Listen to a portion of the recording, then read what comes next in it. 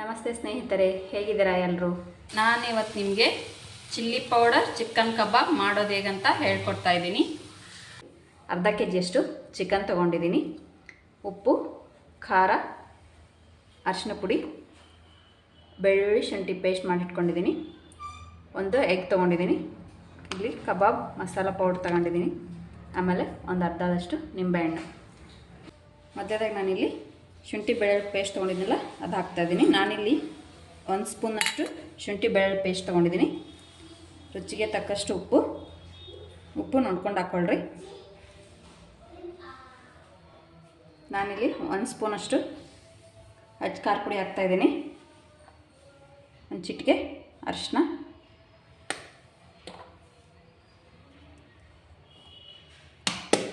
ಒಂದು ಎಗ್ ಒಡೆದು ಹಾಕ್ತಾಯಿದ್ದೀನಿ. ನಾನಿಲ್ಲಿ ಅರ್ಧ ಕೆಜಿ ತೊಗೊಂಡ್ರಿಂದ 1 ಎಗ್ ಅಷ್ಟೇ ಯೂಸ್ ಮಾಡ್ತಾಯಿದ್ದೀನಿ.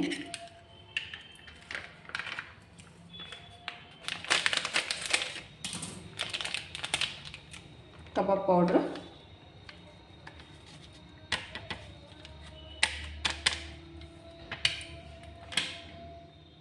ಅರ್ಧ ನಿಂಬೆಹಣ್ಣಿನ ರಸ,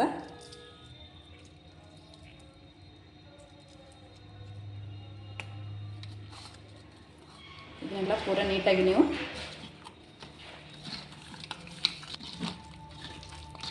ಈ ರೀತಿ ನೀಟಾಗಿ ಎಲ್ಲ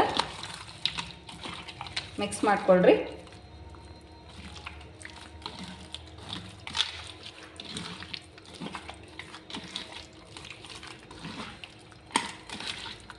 ಇದೆಲ್ಲ ಮಿಕ್ಸ್ ಆದಮೇಲೆ ಇದನ್ನು 1 ಗಂಟೆವರೆಗೂ ಇಲ್ಲ ಅರ್ಧ ಗಂಟೆನಾದರೂ ನೆನೆ ಬಿಡ್ರಿ.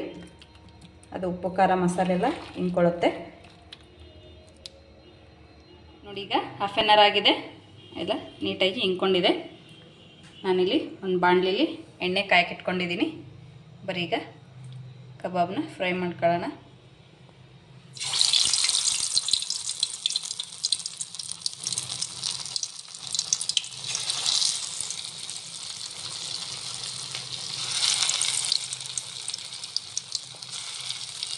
ಆಮೇಲೆ ನೀಟಾಗಿ ಫ್ರೈ ಮಾಡಿಕೊಡ್ರಿ.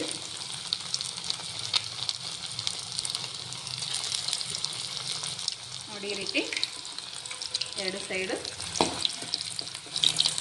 ಫ್ರೈ ಮಾಡಿಕೊಡ್ರಿ. ಸ್ವಲ್ಪ ಕೆಂಪಾಗೋವರೆಗೂ ಫ್ರೈ ಮಾಡಿರಿ, ಅಂದರೆ ಒಳಗೆಲ್ಲ ಚಿಕನ್ ನೀಟಾಗಿ ಬೇಯ್ಕೊಳ್ಳುತ್ತೆ. Chilli powder chicken kebab ready ಆಯಿತು. ನೋಡಿ, ಕ್ರಿಸ್ಪಿಯಾಗಿ ಎಷ್ಟು ಚೆನ್ನಾಗಿ ಬರ್ತಿದೆ ನೋಡಿ. ಈ ಥರ ಕಬಾಬ್ ಮಾಡ್ಕೊಂಡು ತಿಂತಾಯಿದ್ರೆ ಒನ್ ಮೋರ್ ಅನ್ಬೇಕು ನೀವು. ಮನೇಲಿ ನೀವು ಟ್ರೈ ಮಾಡಿರಿ.